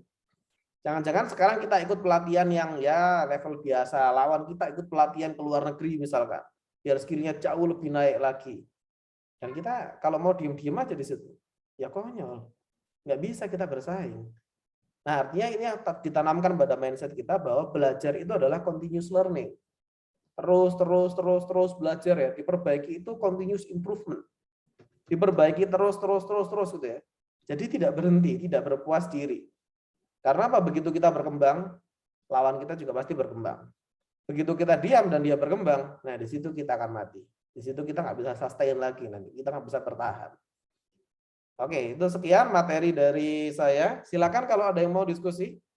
Kalau ada mau tanya jawab bisa lewat chat, bisa langsung Tanya silakan. Izin nanya Mas Yusuf. Silakan Pak Ibnu. Mas, ini kan saya baru ikut yang ke sini nih, sekarang ini ya. Oke. Untuk materi-materi yang sebelumnya, apakah kita bisa ikut belajar juga? Ada rekamannya gitu maksudnya? Oh, rekamannya ada. Nanti bisa saya share, ada YouTube-nya. Ini juga direkam kok ini, materi ini. Oke, siap-siap. Terima kasih, Mas. Sama-sama Pak Ibnu. Silakan kalau ada lagi yang mau tanya. Masih seputar kompetitor ya. Menyiasati kompetitor. Bisnis yang bagus itu bisnis yang ada kompetitornya. Jangan berpikir, oh saya nggak ada kompetitor. Ya, lihat dulu ada yang butuh nggak ya. Silakan, kita masih punya waktu beberapa menit. Sebelum maghrib ya. Atau ada yang mau sharing, silakan. Kalau ada yang mau sharing. Misalkan saya sudah terapkan itu dan nggak berhasil, mas saya sudah analisa atau nggak tahu cara analisanya gimana gitu ya.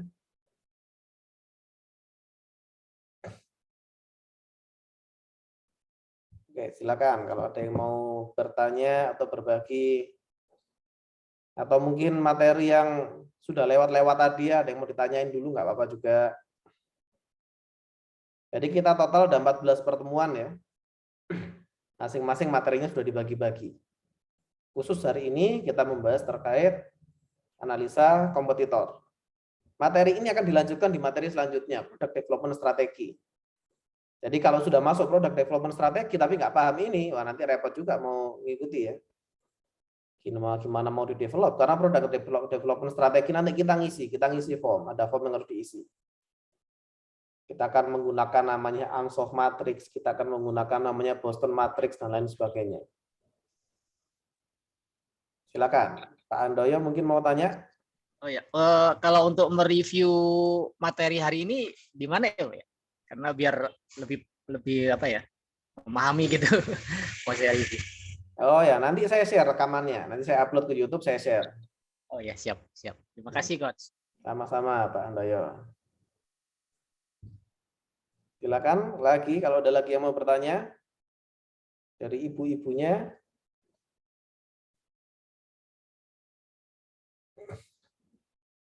Dari Mas Erwin gimana?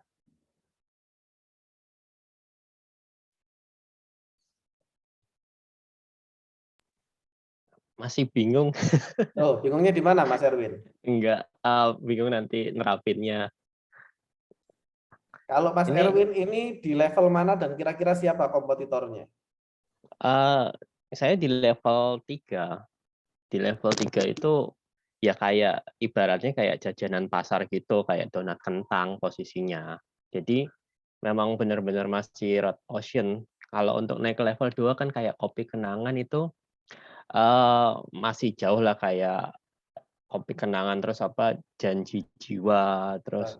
Tapi kalau yang untuk level satunya lagi itu kayak Starbucks itu udah mimpi itu.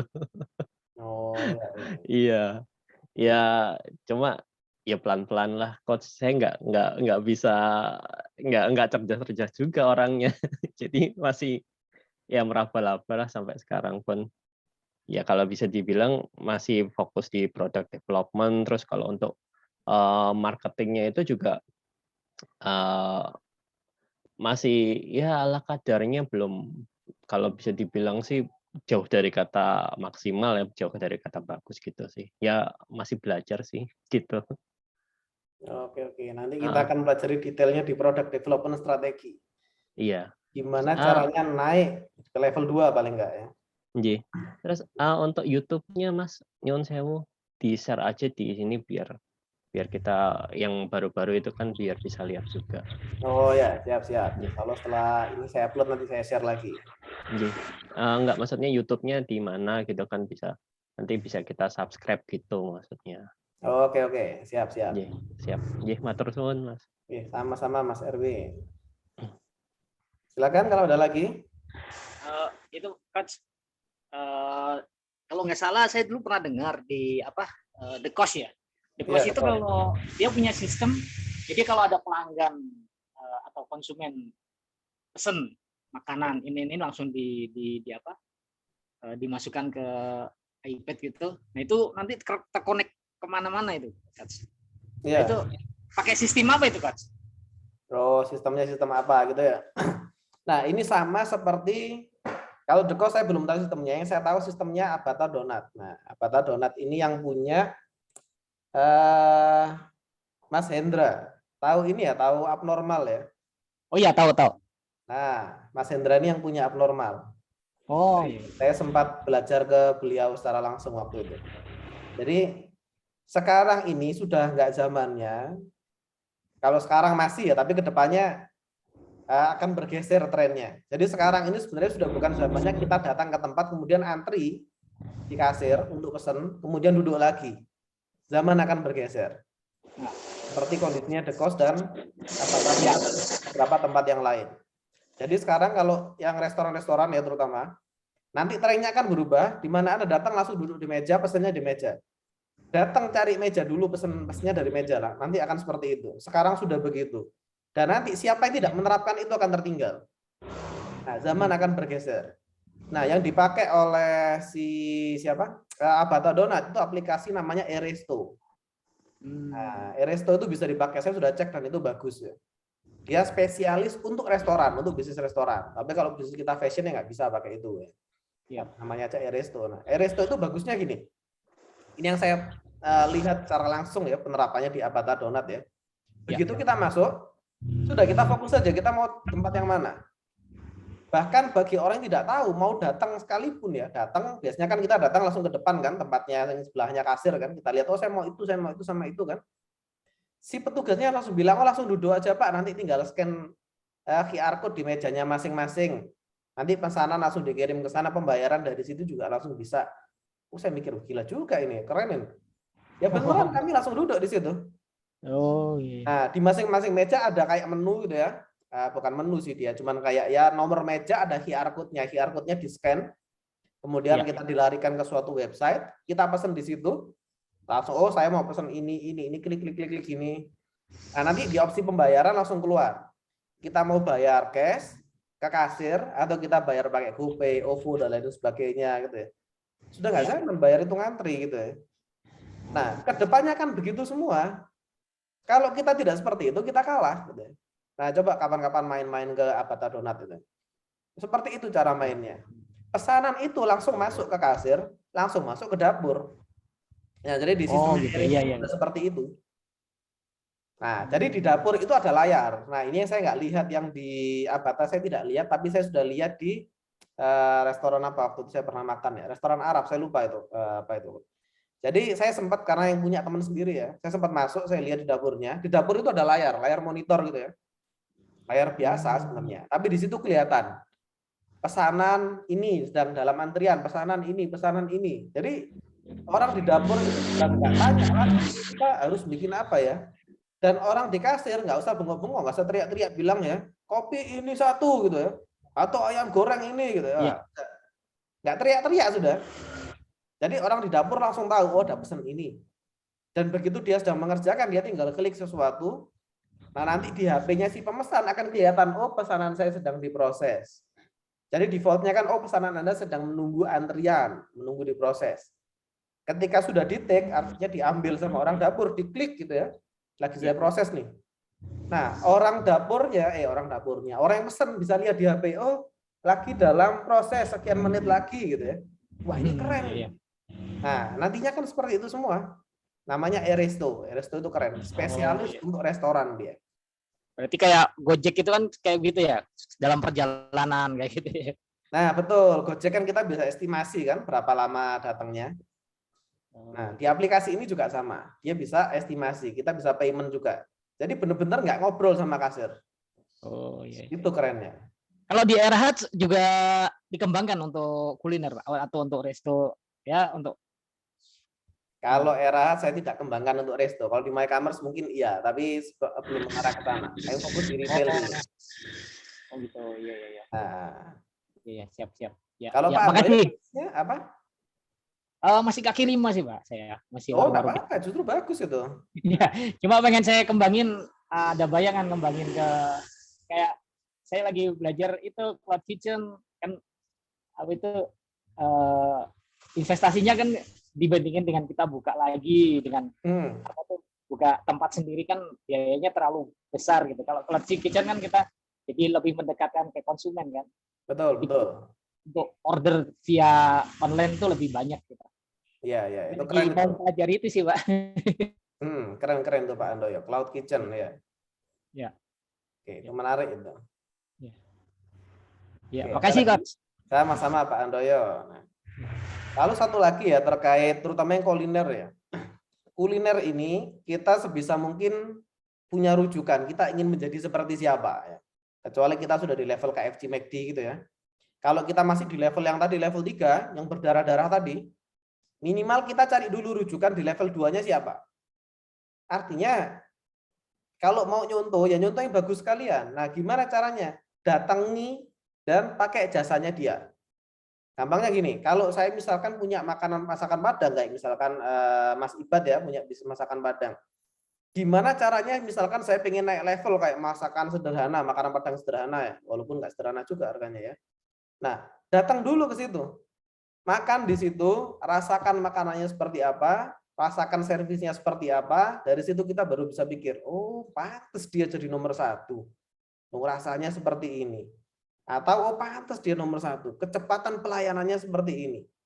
Nah, itu masuk dalam tahap validasi. Jadi jangan takut pakai produknya kompetitor. Kami dalam develop MyCommerce pun saya pakai produknya lawan. Artinya saya tahu kan saya main di sistem point of sales kan ya di MyCommerce. Saya pakai itu seperti Mokapos, Maju. Saya bayar, saya pakai. Saya lihat artinya oh begini caranya dia, makanya dia bisa menang. Oh ini yang dia punya dan ini saya nggak punya. Nah, jadi kita nggak perlu malu-malu, nggak perlu gengsi untuk mengakui bahwa kompetitor kita bagus, dan kita nggak perlu malu untuk menggunakan produknya mereka duluan. Ya. Tapi ya jangan ketahuan gitu ya. Jangan malu dan jangan malu-maluin. Nah, gitu gampangnya ya. Tapi minimal itu namanya masih tahap validasi.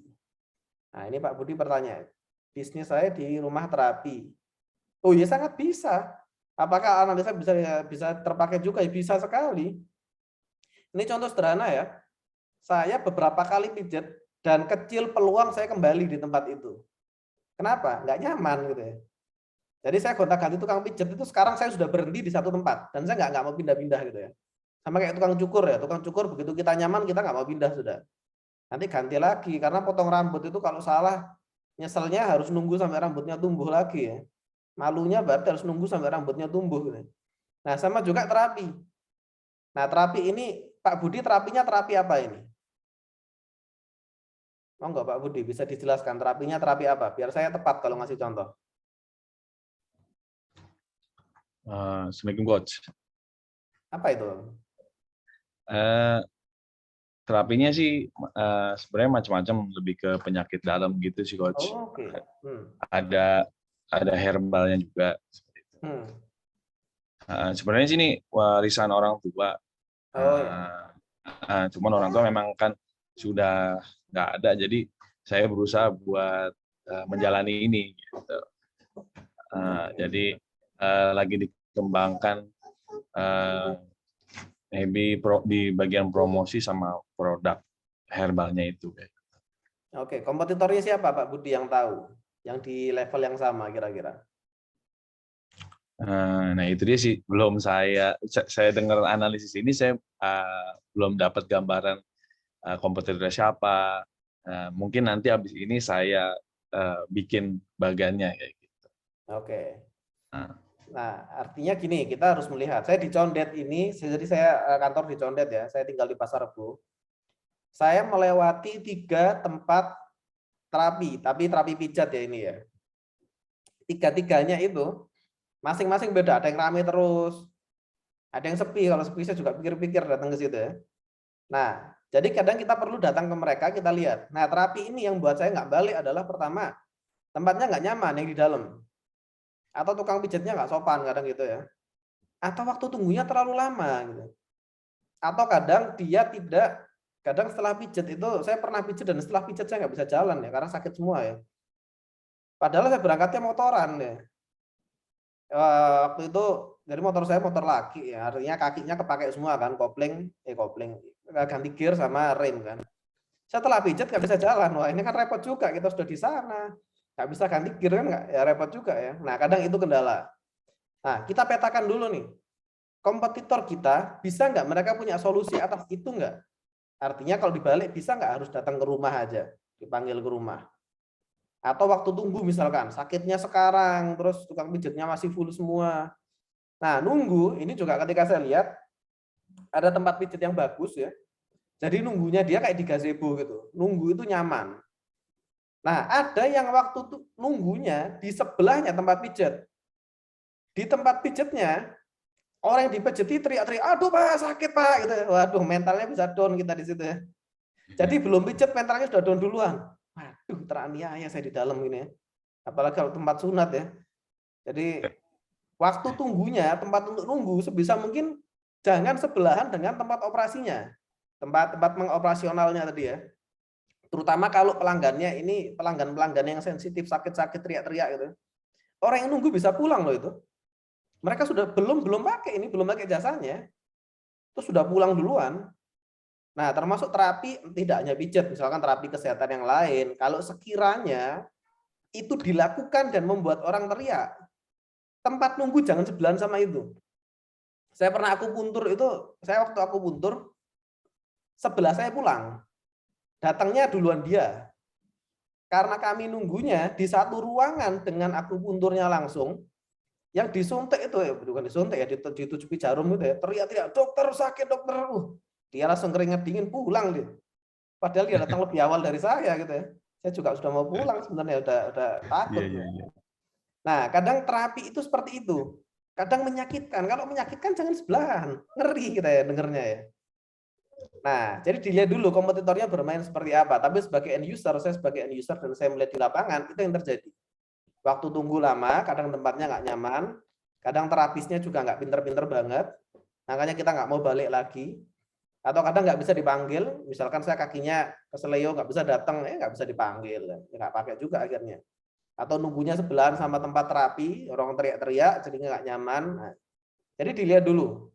Atau kalau belum tahu siapa kompetitor di level yang kecil, langsung tembak di kompetitor yang terbesarnya siapa. Cari yang di mall-mall seperti apa. Jadi di mall-mall itu ada tempat pijat-pijat juga ya. Atau tempat-tempat terapi yang sejenis kita lah. Cari yang terbaik itu siapa. Kita lihat, oh dia terbaik karena ini. Karena bisa begini. Nah berarti kita acuannya itu dulu. Dikatakan baik jika ini. Dikatakan kurang jika ini. Nah harus dicari. Nah sehingga ketika marketing kita bisa pakai bahasa. Nah ini masuk ke materi selanjutnya sebenarnya.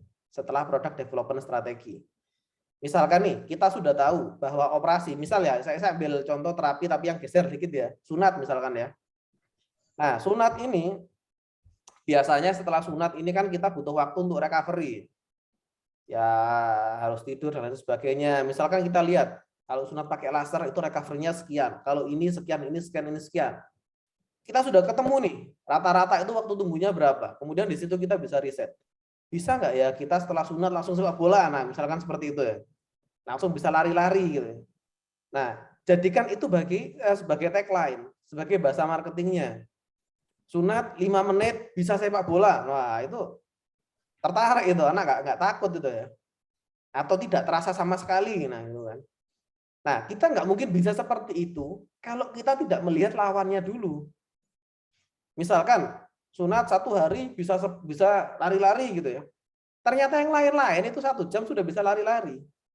1 harinya yang menurut kita keren, menurut kita sudah achievement, pencapaian. Oh ini keren ini sehari, saya dulu seminggu lari-lari misal gitu ya. Kita merasa sehari itu adalah pencapaian. Ternyata yang lain 1 jam sudah bisa lari-lari. Ya nggak laku kalau kayak gitu cara mainnya. Artinya kita perlu melihat dulu siapa nih. Lawan kita menangnya di mana. Lawan kita ini selling point-nya di mana. Kita mau bermain di mana. Nah, kira-kira begitu kalau terapi. Tetap harus melihat dulu siapa nih pemain-pemain yang ada. Kira-kira begitu Pak Budi. Oke Coach, nanti next mungkin pertemuan saya udah tahu nih kompetitor saya siapa. Oke, siap. Terima kasih Coach. Sama-sama Pak Budi. Ada lagi satu lagi mungkin terakhir. Sudah mau jam 6 ya. Setelah ini kita sholat maghrib dan kita cukupkan. Oke, belum ada ya? Nah, kalau belum ada, kita cukupkan dulu untuk pertemuan di sore hari ini. Membahas tentang analisa kompetitor, bagaimana kita menggunakan kompetitor kita sebagai guru kita, sebagai benchmark untuk kita berkembang. Jadi jangan dianggap kompetitor itu murni lawan, enggak, karena mereka juga mengajarkan kita banyak hal. Nah, setelah dari materi ini, masih coba kita petakan. Nah, nanti tinggal di selanjutnya kita masuk ke product development strategi. Nah, misalkan kayak case Mas Erwin, gimana copy untuk naik level? Banyak caranya ya. Tapi yang jelas tidak bisa sendiri, itu kuncinya. Coba baca profil. Nah, salah satu analisa kompetitor adalah baca profil. Saya sudah coba baca profilnya Janji Jiwa sama Kopi Kenangan. Tidak ada satupun dari mereka yang didirikan sendiri dan tanpa injeksi dana. Itu konsepnya. Coba baca, Kopi Kenangan itu diinjek berapa duit itu. Gede sekali. Dan siapa brand ambassador yang dia pakai. Nah, artinya kalau kita mau bertarung di level dia, minimal gunakan cara yang sama, minimal. Nah, kalau nggak berani, ya sudah, berarti kita bertarung di bawahnya. Dengan berbagai konsekuensinya. Dan konsepnya sederhana ya, tidak semua bisnisnya diinjek itu buruk. Nah, Kopi Kenangan investor asing, betul. Ya, saya sudah baca juga itu artikelnya. Tapi kalau kita lihat, yang sekarang di tier 2, hampir semua itu pakai injeksi dana gede-gedean. Nah, kalau kita mau main di situ, siap nggak dengan itu? Siap nggak dengan produksi jumlah besar? Siap nggak dengan kualitas? Siap nggak dengan manajemen-manajemen baru? Nah, artinya selalu ada nih cara untuk naik level. Pertanyaan satu, kita siap nggak untuk seperti itu? Siap nggak upgrade ilmunya? Siap nggak mengupgrade kesibukannya? Kepusingannya? Nah, kalau siap, bisa, insya Allah bisa. Tapi kalau nggak siap, ya di titik sekarang aja, bersyukur aja. Nah, gampangnya seperti itu. Artinya selalu ada cara untuk naik level. Kita selalu punya pilihan di situ ya. Dan selalu diawali dengan kompetitornya siapa. Investor tidak mungkin mau injek kalau produk kita nggak kompetitif. Bahasa kompetitif berarti dibanding kompetitor. Nah, artinya di situ selalu kita mindsetnya mengacunya ke situ ya. Kompetitif adalah ada kompetitor. Kita menang dibanding kompetitor. Investor akan melihat itu. Ada waktu saya nggak mau pakai investor, ya nggak apa-apa, itu bebas ya. Investor kan tidak selalu hutang, nggak selalu bentuknya hutang ya. Oke, dari saya cukupkan dulu ya. Sudah 17.45, sudah mendekati waktu maghrib. Nah, terima kasih untuk pertemuan sore hari ini. Terima kasih sudah meluangkan waktunya. Nah, semoga di pertemuan selanjutnya kita bisa lanjut sharing lagi. Kalau mau lanjut sharing secara pribadi ke saya juga nggak masalah. Kita bisa sharing-sharing juga. Mau sharing di grup juga silakan. Nah, sekali lagi terima kasih. Semoga kita semua bisa berkembang ya bisnisnya. Semoga kita bisa terapkan ilmunya sehingga semuanya bisa naik kelas nih. Karena kita targetnya semua bisa naik kelas. UMKM naik kelas kan program-programnya ya. Semoga bisa naik kelas, apalagi kita bisa go internasional. Oke, sekali lagi terima kasih. Jazakumullah khair. Assalamualaikum warahmatullahi wabarakatuh. Waalaikumsalam warahmatullahi wabarakatuh. Oke, saya stop dulu ya. Oke, mari saya matikan dulu. Sampai jumpa di pertemuan selanjutnya.